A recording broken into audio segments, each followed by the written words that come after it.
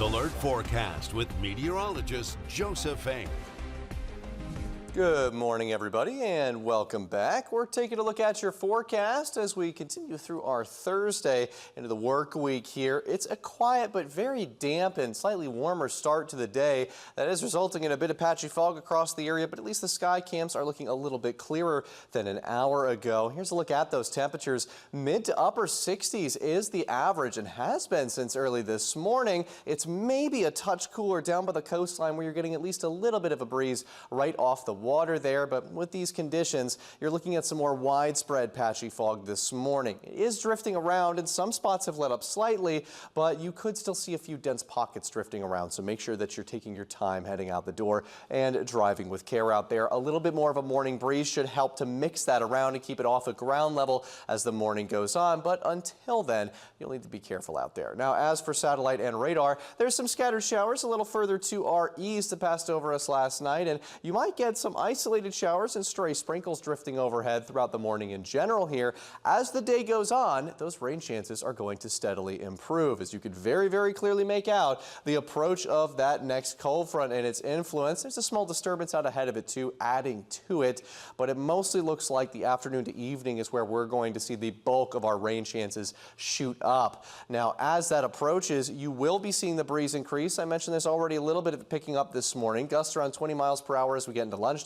This afternoon, though, could see gusts pushing anywhere between 30 to 40 miles per hour on occasion. Higher gusts possible where you do see a couple thunderstorms manifest, but that isn't going to be quite enough for a wind advisory, though. If you do have any loose outdoor objects, you'll want to make sure they're properly secured. In the meantime, warm conditions this morning will continue to warm up with mostly cloudy skies, low 70s by the early afternoon to midday, and that's about when scattered showers will start to become a bit more frequent. It's again by the later afternoon to almost evening hours when you expect that potential for scattered thunderstorms to begin moving into our area. One or two of those could be on the stronger side, with both means some higher potential for heavy rainfall and maybe a slight risk of severe weather in a few areas, but the majority of it will have moved on by tonight. The overnight hours into early Friday morning should be completely done with rain, and cloud cover should slowly clear throughout the day tomorrow. As far as rain totals here, models have backed off a bit, and we're looking at somewhere around half an inch or less on average.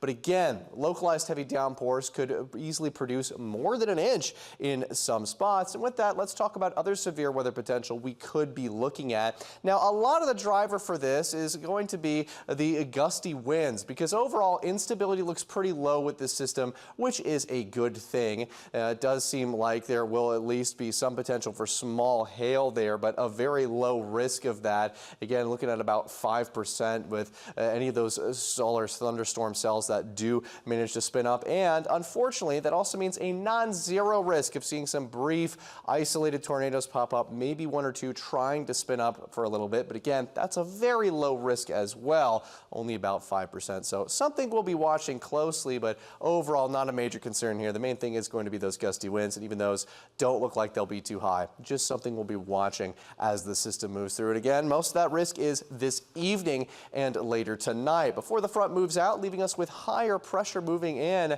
slowly clearing things out through Friday. We might have some cloud cover hanging on tomorrow, but overall sunshine does look like it will win out, along with some cooler mornings for a few days through this weekend, though it does look like it will be pleasant out there.